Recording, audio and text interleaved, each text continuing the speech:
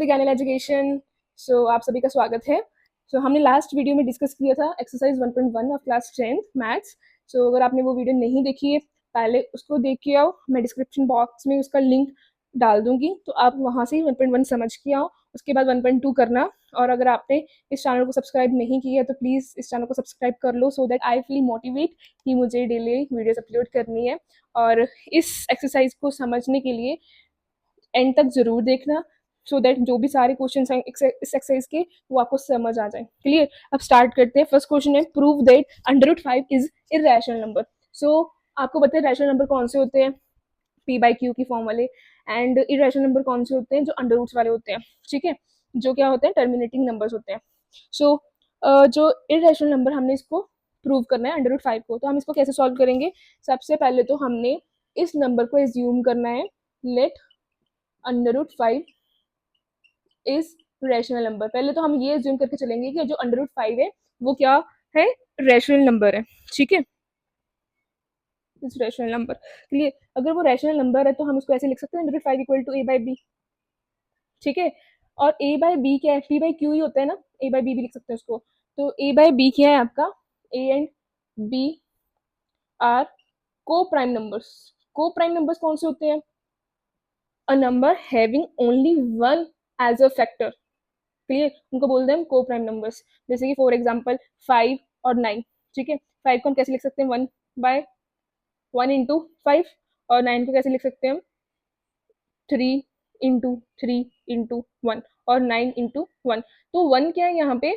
Common factor है, तो इन दोनों को हम क्या बोलेंगे? को प्राइम नंबर्स बोलेंगे, जिनका ओनली 1 ही होता है को फैक्टर नंबर। ठीक है, अब नेक्स्ट क्या करेंगे हम इस क्वेश्चन में? हमने क्या किया यहाँ पे, इसको अज्यूम कर लिया कि रैशनल नंबर है, एंड रैशनल नंबर क्या होता है? a/b की फॉर्म में होता है। इनको हम कर देंगे squaring both sides. Squaring both sides. Squaring both sides करेंगे तो यहाँ पे आ गया स्क्वेयर a/b का होल स्क्वेयर। यहाँ पे 5 इंटू a²/b²। अब ये जो b² है यहाँ पे वो डिवाइड में है, तो उधर जाके क्या हो जाएगा? वो मल्टीप्लाई में हो जाएगा। क्लियर? यहाँ तक सबको क्लियर है? तो ये इसको बोलेंगे हम इक्वेशन नंबर 1। तो यहाँ पे देखो कि जो a² है वो क्या है? डिविजिबल बाय 5 है, क्योंकि अगर हम a² को भी इस साइड लेके आए तो वो 5 डिवाइडेड बाय a² आएगा। तो a² क्या है? डिविजिबल बाय 5 है, तो हम यहाँ पे लिख देंगे a² is divisible by 5. So therefore a is also divisible by 5.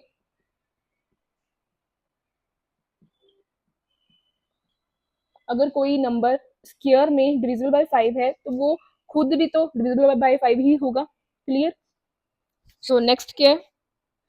Next हमने लेट करना है कि जो a है वो क्या है? Equal to 5c। c is an integer. अगर a डिविजिबल बाय 5 है तो हम a को क्या लिख सकते हैं? 5c। देखो यहाँ पे, अगर 6 का स्क्वायर जो है, 6 का स्क्वायर जो है वो डिविजिबल बाय 6 है। ठीक है, और 6 के स्क्वायर को कैसे लिख सकते हैं? 36/6। डिविजिबल बाय 6 है, तो 6 भी तो डिविजिबल बाय 6 है ना। क्लियर? तो हम क्या कर सकते हैं फिर? 6 के साथ कोई भी मल्टीप्लाई कर दे नंबर, हम चाहे 1 2 3 4 सो वन कोई भी नंबर मल्टीप्लाई करें तो वो भी 6 का डिविजिबल ही होगा, है ना। तो ये कंसेप्ट यहाँ पे है। क्लियर? आगे सबको समझ? तो ये क्या है? Equal to 5c। तो c इज एन इंटीजर। इसको पुट करना है 1 में, 1 इक्वेशन में। तो यहाँ पे पुट किया है तो 5b² इक्वल टू a की वैल्यू क्या है? 5c इसका होल स्क्वायर यहाँ पे पुट करना है। क्लियर? तो 5b² इक्वल टू यहाँ पे आ गया 25c²। अब इसकी कटिंग कर दी, 5 into 1 equal to 5, 5 into 5 equal to 25। तो यहाँ पे आ गया b², यहाँ पे आ गया 5c²। तो ये जो b² है वो डिविजिबल बाय 5 है, क्योंकि हम 5 को b² के नीचे लिख सकते हैं। ठीक है, अगर b² इज डिविजिबल बाय 5 है, बाय 5, तो b भी क्या होगा? डिविजिबल बाय 5 होगा ना। b is also divisible by 5। Clear. तो हम पहले तो इसको इरेज कर दूं मैं, यहाँ पे हम पेंडिंग क्वेश्चन करें।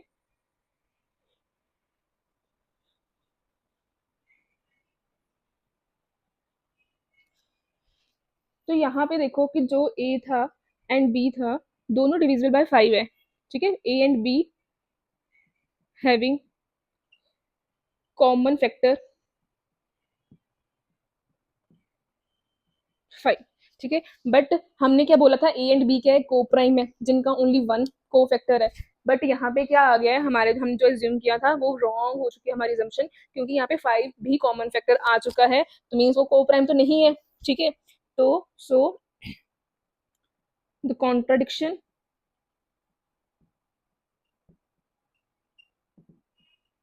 is risen because of our wrong assumption। Clear, आया सबको समझ। और ये इंपॉर्टेंट क्वेश्चन है, अंडर रूट 5 अंडर रूट 2 ये सब इंपॉर्टेंट क्वेश्चन हैं, ये आते हैं पेपर में। अगर आपको इस क्वेश्चन में डाउट है तो आप पूछ लेना कमेंट सेक्शन में लिख के। बाकी सब क्वेश्चन इसके रिलेटेड ही है, तो आपको ये बेस क्वेश्चन है, ये आपको समझ आना चाहिए जरूर। बढ़ते हैं नेक्स्ट क्वेश्चन की तरफ। अब सेकंड क्वेश्चन क्या है, prove that 3 + 2 under root 5 is irrational number. Clear, तो हमने पिछले क्वेश्चन में अंडर रूट 5 का किया था ओनली, अब इस क्वेश्चन में क्या है, 3 + 2 अंडर रूट 5। ठीक है, इसको हमने प्रूव करना है कि वो इरेशनल नंबर है। सबसे पहले तो हम इसको अज्यूम कर लेंगे कि वो एक रैशनल नंबर है। ठीक है, let us assume that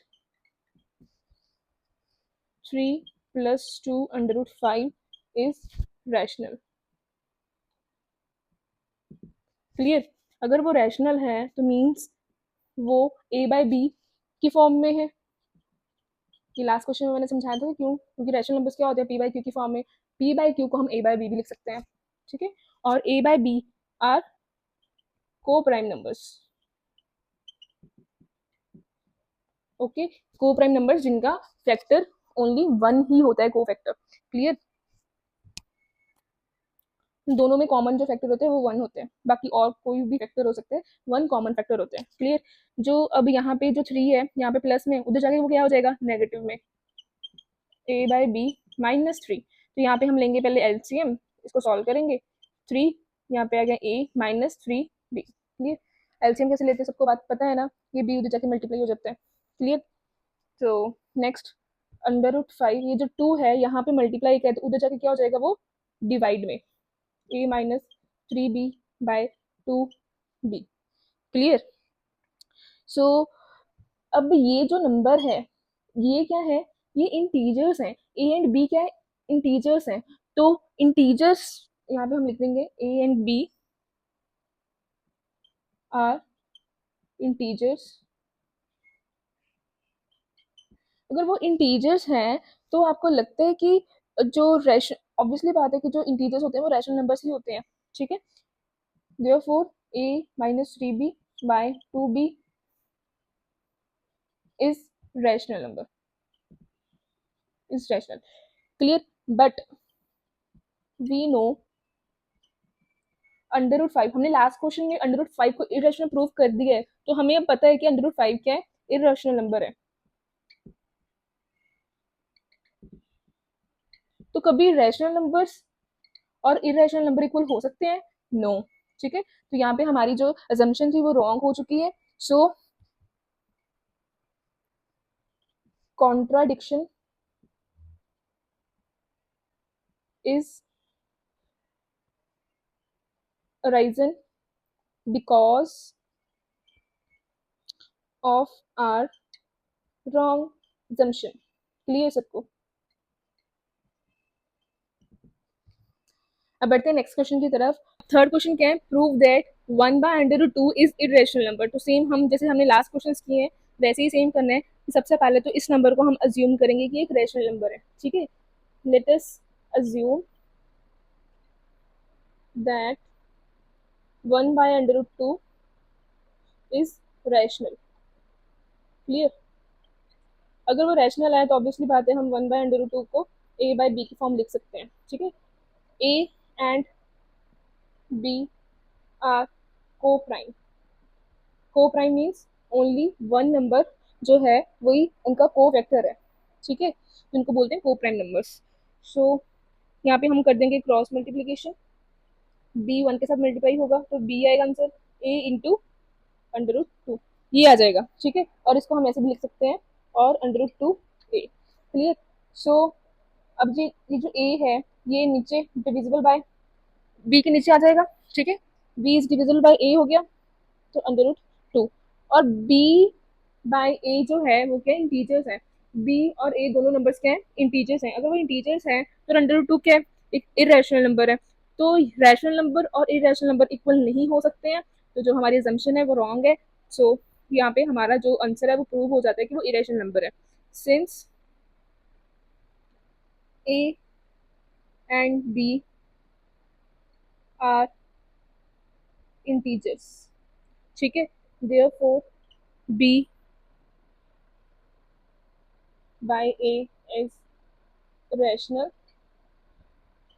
but we know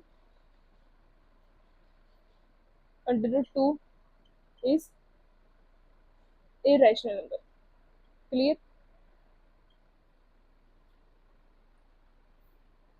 So contradiction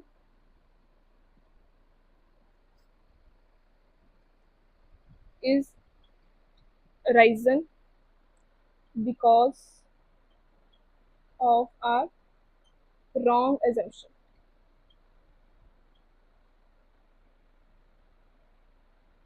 clear, ठीक है, लग गया सबको समझ। सो ऐसे ही हम क्या करेंगे, नेक्स्ट क्वेश्चन देखेंगे जो उसका बी पार्ट है, यहीं पे चेंजेस कर दूंगी मैं, वो भी सेम ऐसा ही है। उसमें क्या है, यहाँ पे one by under root two की जगह पे यहाँ पे है सेवन अंडर रूट फाइव, ठीक है। तो जहाँ पे हमने one by under root two लिखा है तो वहाँ पे हम क्या लिख देंगे seven under root five, clear. तो यहाँ पे भी सेवन अंडर रूट फाइव, ठीक है। तो ये जो सेवन है यहाँ पे चेंज होगा,